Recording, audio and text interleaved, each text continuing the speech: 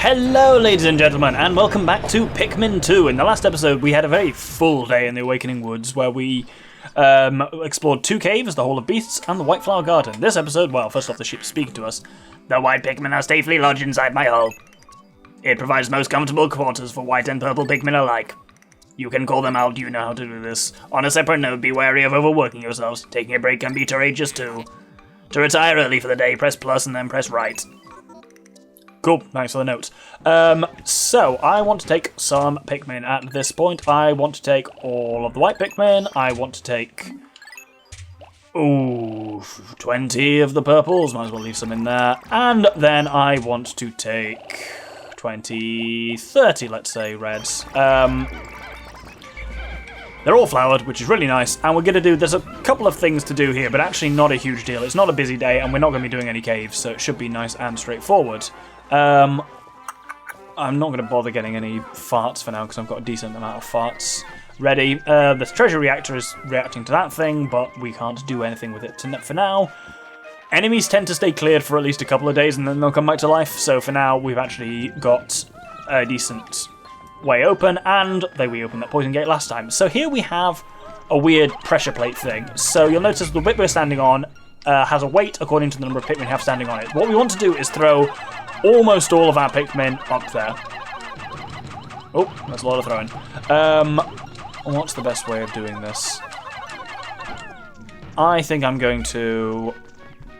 yeah, I'll throw that purple down there, which lifts both of us up, which is great. And then, Louis, I want you to actually stay down there and throw this final purple up. So Louis will be on his own down here, but Olimar will be up here with all of the Pikmin. And there's a fair few things to get here. There is this thing up here, which takes, I think, 20 Pikmin or something like that. That should be it moving. Yep, there we go. And look at this. A blueberry. Well, purple kind of berries. Which are very, very, very useful. To the point where I'm actually going to go down here, and this is the way back to, like, the home base, and I'm going to chuck all my Pikmin down there, and I'm going to have Louis go and kind of deal with that. I could have sent him back with the knapsack that we got last episode by falling asleep, and perhaps I should have done, but I certainly didn't. So I will have to walk him back manually, but that's one of the goals this episode, which is already done by, like, this hour. Hey, there we go, we got the thing back. So this thing for 100 quid is the Chance Totem. Wonderful. As I say, in each area there's only, like, at most there's like 6 or 8 overworld treasures. It's about the same number of, like, what they call... oh, ravenous whisker-pillars have appeared. So they sit there and they munch on the berries and stop you from getting them. You have to kill them to have decent access to the supply of berries. You'll notice I've left Olimar up here. He's going to stay here ready for when the next batch of berries appears.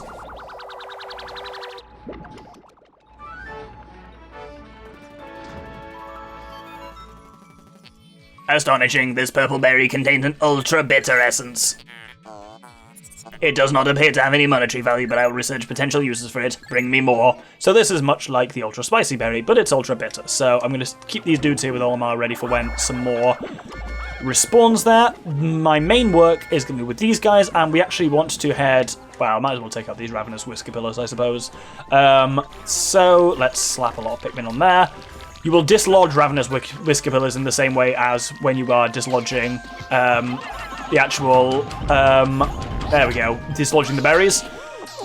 These always disturb me, because when Pikmin carry them back, they start twitching again, and that alarmed me for some reason when I was a child. Well, for an obvious reason, really. Because I was still pretty young when I played this game, and there's a lot of, like, insecty stuff in it that just kind of freaked me out. Obviously, it doesn't bother me now as an insect biologist, but at the time, it certainly did. Let's slap everyone else up here. Obviously, the more Pikmin you've got working on these things, the better. Oh, these have grown back, excellent. Let's set these guys to work. Once the berries are detached from the bush, they will actually take... they'll take about 20 seconds on the ground before they'll then burst. It's fine if they're being carried by a Pikmin, but if they're not... then you'll have a bad time and you'll lose them. They'll just burst on the spot. Anyway, Hall of Beasts is over there, and we actually want to go this way because you'll notice there's another poison gate here. I actually want to let's. Oh, we got another ultra spicy spray, another fart, which is pretty good. I want to take. Oh no, not my purples. I guess there's a couple of. Oh. Come on, guys. There we go. There are a couple of whites unaccounted for. 4 of them specifically. They'll be back at base. Oh well. Right, you guys, I want you to take these things back. Otherwise, as I say, they will burst from just being sat on the ground too long. And then we'll take the final one back. And then that should be my thing done. That'll be the 10 samples of Ultra Bitter Essence I need. Wonderful. Right. I'm not going to really have chance or the arsedness to gather more. So let's pluck these guys here, and then I can at least take the remaining purples, remaining whites over to work on that gate with Louis. Anyway, with the final Ultra Bitter berry taken here.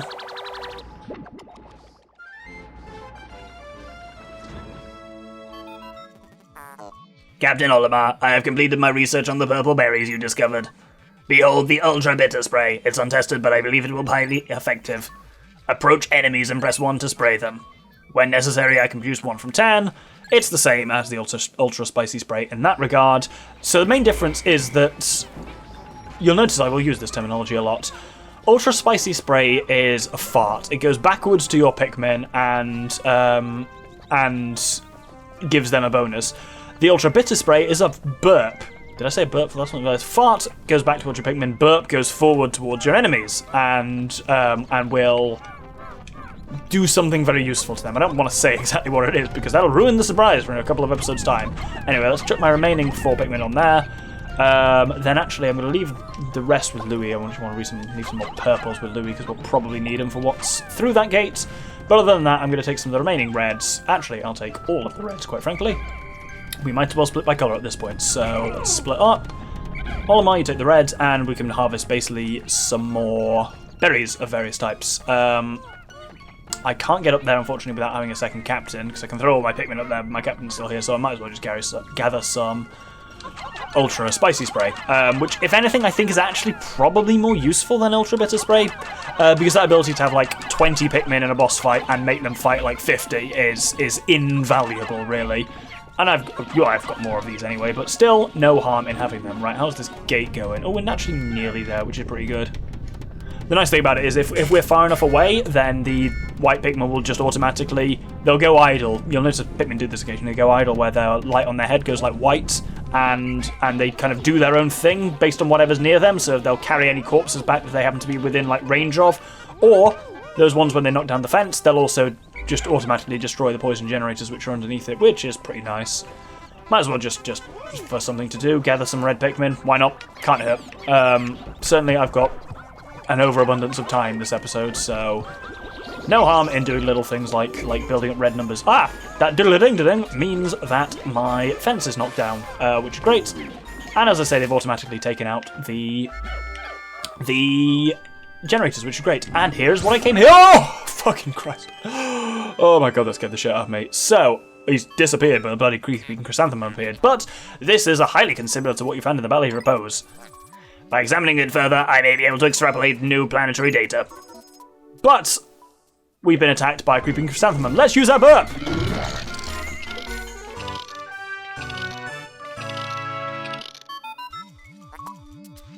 Most impressive, this fierce beast became as hard as stone in a mere instant. The ultra bitter extract seems to have a side effect that stops beasts in their tracks.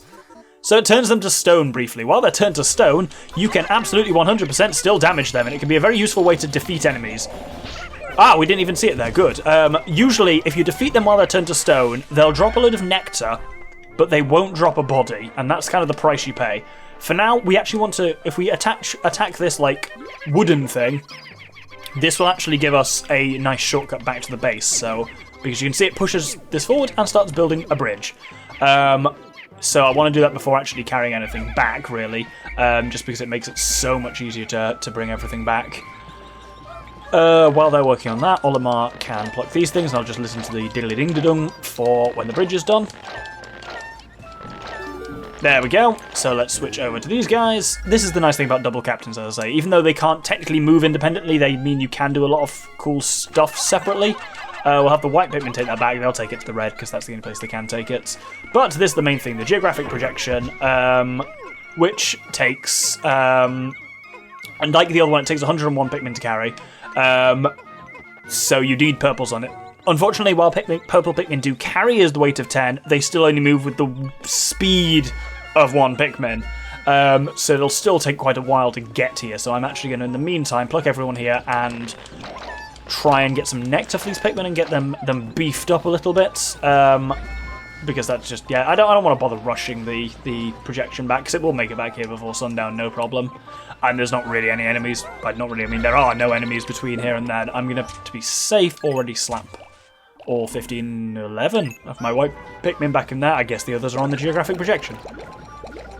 Well, good to know, I suppose. Worth noting, it'll become important later. Pikmin will drown if they go underwater, but captains can move underwater absolutely fine. Thought I'd demonstrate that while we're here, before that becomes relevant, quite frankly. And that's very useful for all the puzzle-solving stuff, which will come up in quite some time, actually. But always good to have. Right, let's head over to this meadow grass here and see if we can't get some nectar out. Oh, there we go. We've already got some nectar. Wonderful. Suck it down, guys. There we go. Right, let's do this. See if we can pick up some more. They'll basically, your Pikmin will pluck it, and nectar will just occasionally come out. It's a random drop, but it is fairly frequent. It's basically, oh shit. It's unlikely for you to pluck a whole thing of grass and not get any nectar, but you might not necessarily get enough to flower all of your Pikmin. But when you withdraw Pikmin from the onion, it will preferentially take out flower Pikmin, so the more of them you've got, the happier you'll be when it comes to it. Okay, we're done here, cool. Where is my geographic projection at? It's here, wonderful. Or is this the sphere chart? I can't remember. Either way, let's slap everyone in here just to make sure it gets back in time. There is a limit to the amount of Pikmin that can carry each treasure, and it's based on physical positions of Pikmin. So here, obviously, you can only have as many Pikmin as fit around it. Obviously, that's quite a lot for a big treasure like this, but for smaller ones, there is a limit on it that way. And more Pikmin will cause it to move faster, even if you are technically above the carrying threshold. But that's actually the last thing I want to do today, and we're nearly at the end of the day anyway. So, with that, we make the sphere projection back to geographic projection, even back to the base. It's worth 200 grid in its own right. Geographic projection, I was correct. And you'll notice it's the southern hemisphere. The hemisphere also contains a hidden microchip. I will attempt to decrypt the stored data. Decoding complete. As I surmised, the data chip contains additional topographic data. The data has been inputted into my database. I shall call it the survey chart.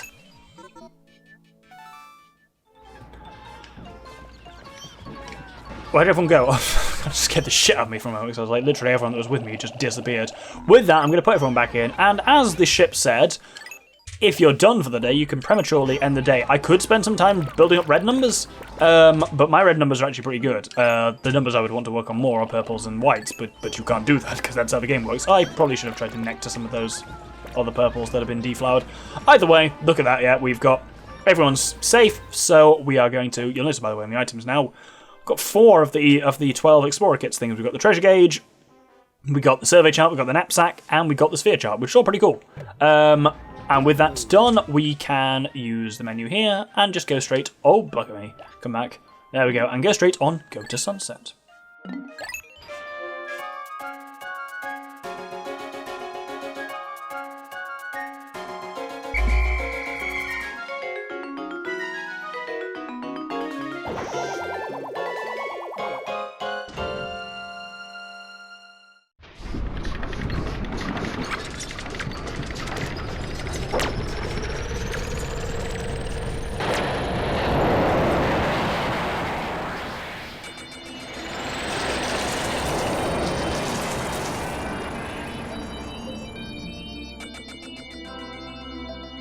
So, how did we do again? I think we didn't really lose any... Well, we earned a lot of money. Well, 300 quid, but not to be sniffed at.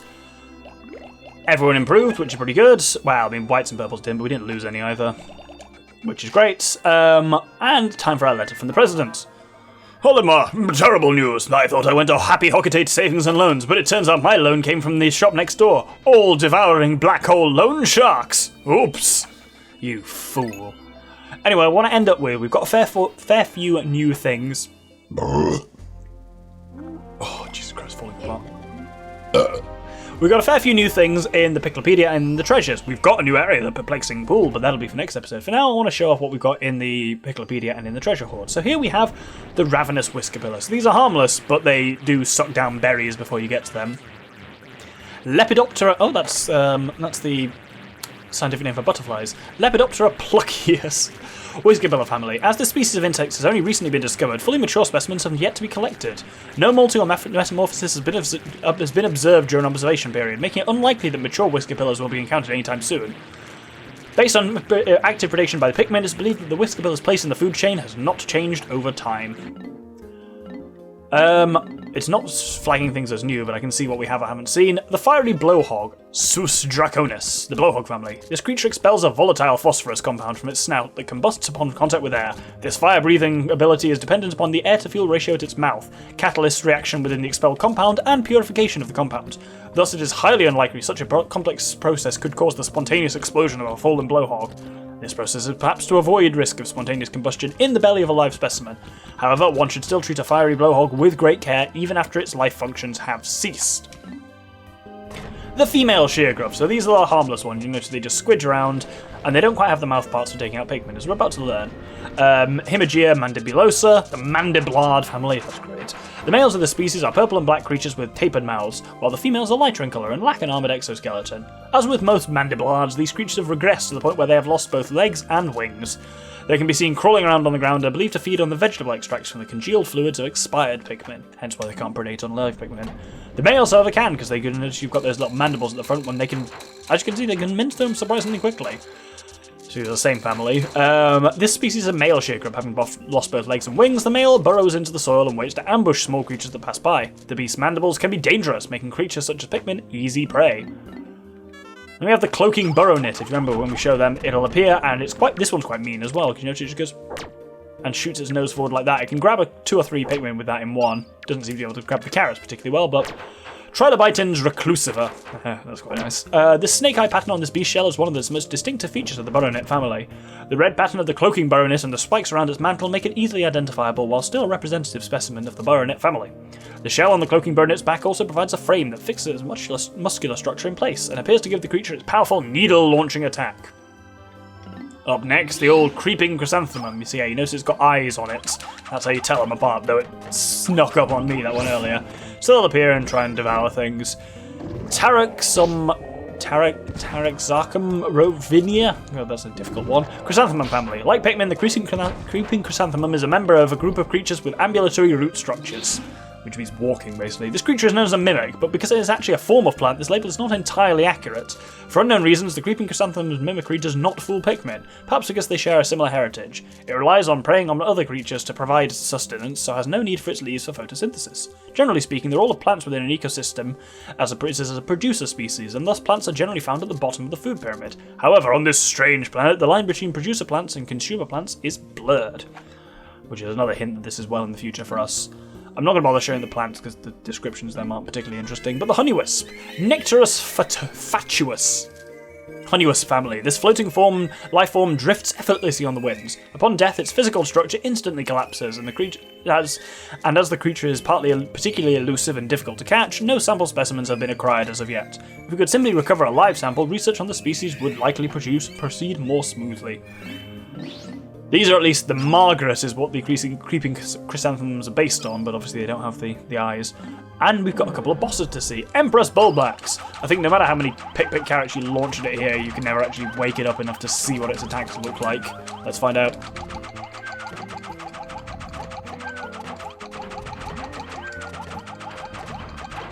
Nope, stay sleeping through all of it. But yes, if you remember, Emperor Bulblax was the final boss of Pikmin 2, and this is Empress Bulblax, Oculus Matriarcha.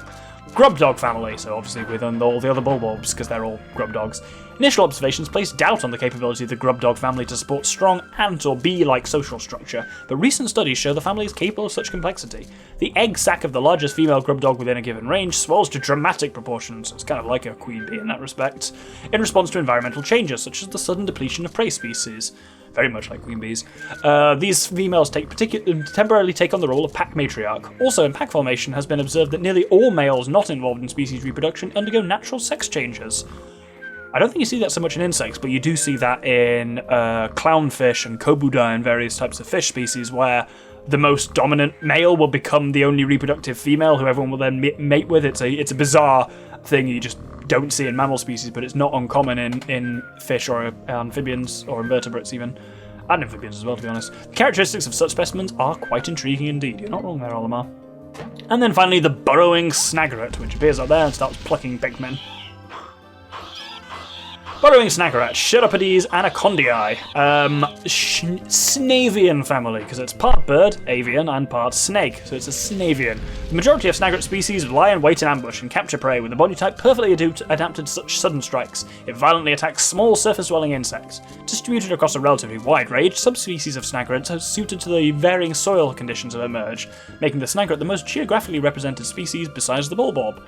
Visually resembling the burrowing snaggerat is the burrowing snarrow, the range of which partially overlaps with the snaggerat's range, and yet it's not in this game. There is another species of snaggerat that's in the game though. While the two may appear similar, when pulled from the ground they can be distinguished by the presence or absence of tail and wing markings. That reflects in real life the fact that birds and reptiles are surprisingly closely related, especially when you look at, there are snake species that still have tiny little back legs embedded in there, because snakes from like lizards and stuff like that have lost legs. They weren't legless, they gained them once and they've lost them again. But it's, I mean, everyone I'm sure is familiar with this, with the discussion of dinosaurs when they see how related snakes, reptiles are to birds. Anyway, we've got a lot of treasures to go through as well, but this is going to be a longer episode anyway. This is going to be a really hard one to measure lengthwise, this Let's Play, but first off, the old sunseed berry. I found this fascinating fruit while out exploring today. The skies cleared up and I felt peaceful watching the pink flower petals flutter in the wind. During this perilous expedition, it seems strange to have such soft-hearted, romantic thoughts. I told my wife about this. If I told my wife about this, I'm sure I'd get laughed at. Again. The toxic toadstool. This dubious morsel doesn't look like it'd be very agreeable with my innards. However, I bet Louis would try a bite. His appetite is insatiable and he's always cooking up tasty meals. I'm glad that on this expedition our ship's reactor can power our life support systems indefinitely. This will give us all the time we need to thoroughly examine all of the treasure we recover. I don't care if the president wants us to hurry. I've had enough of his hassling. I think I'll move more slowly just to cause him indigestion. Next up, the pilgrim bulb. Grassy plains and meadows on this planet are carpeted with brilliantly coloured flowers in bloom. When I entered the atmosphere on my descent from space, I was stunned by this vibrant sight. Earlier today, a group of white Pikmin under my command detected an object buried under the surface and immediately began to dig up this colossal flower bulb. Somehow it hadn't yet sprouted into a towering flower. I plan to take it back to planet Hocotate and grow it there. My people will hail me as a botanical genius, and the mayor may even make me Supreme Flower Commander. The Super Stick Textile. I've once again discovered a completely undocumented species of Pikmin. These white Pikmin can find and dig up items that are buried entirely underground. We would never have found this priceless treasure without them. Thankfully, it's the perfect stuff to patch a hole I just noticed on the ship's hull. P.S. I named the cave where I first encountered the white Pikmin the White Flower Garden. The Stryth Monolith. Computers in the world view the world as ones and zeros, but my people are different. Our world isn't simply black and white, right or wrong. Everybody's different. Maybe one day the ship will understand that. Maybe one day it won't give me sass when I ask it to collect a slimy specimen. The Luck Wafer. What a strange pattern. When I look at it, I can feel good fortune smiling down on me. If I could just buy a lottery ticket right now, I'm sure I'd win. The Petrified Heart. The vivid colour of this red stone reminds me of my wife's eyes when they burn with rage. Just between you and me, I've noticed lately that she's been getting more wrinkles. Now that I think about it, I've probably caused her a lot of stress. When I return to Hocotate, I should take her on a long vacation. The Chance Totem. When I gaze at this stone, I can feel my fate being forecasted. Forecasted, even. It must know what's going to happen to me. I'm sure it sees that I'll be hailed as a brilliant visionary and brave explorer when I return to Hocotate. The Dream Architect. At night, I have nothing to do to keep me occupied. I've been searching something to dull the boredom, but every time I find something I want to play with, it's broken. This object is a great example. It looks fascinating, but I can't get it to function. I guess all I have to do is write in this journal. The Stone of Glory. This is a peculiar object. Just looking at it fills me with a powerful sense of nostalgia. Now that I think about it, the Pikmin had a curious look on their faces when they carried it. Or maybe that was just my imagination. The Container of Sea Bounty. Mystical symbols are engraved on many of the objects on this planet. Unfortunately, I'm not able to read them thus far. But on this container here, I can see the picture of a fish. I'm pretty sure this means... Oh no, I'm hungry again! The Cosmic Archive. The cave we searched today was lined with flame-spewing sprouts. The temperature in the cave was absolutely stifling. Oh, that reminds me. I completely forgot to tell Louis about Red Pikmin. He's so quiet, sometimes I forget he's even there.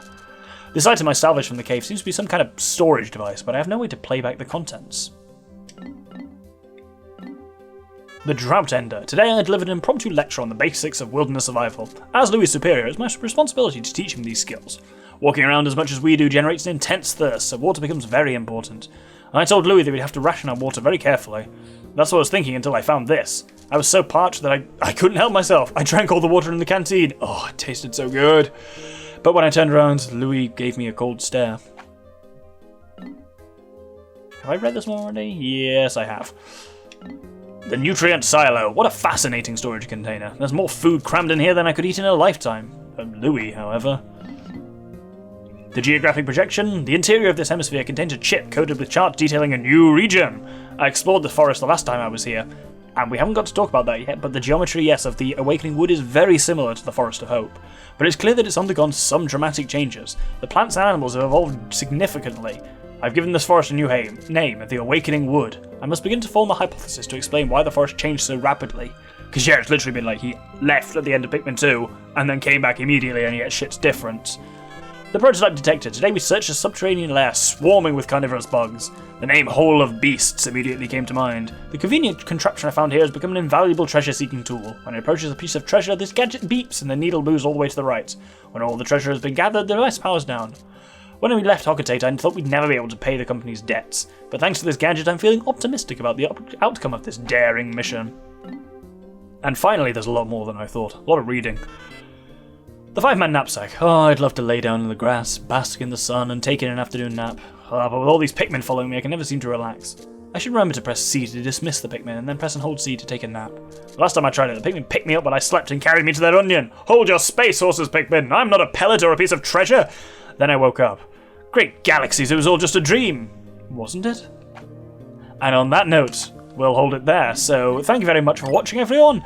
And we've explored some more of the Awakening Wood, and next episode we'll be going to a new area, the Perplexing Pool, where there's new species of Pikmin and exciting new caves to explore. Hope you'll join me then. Thank you very much, and good day.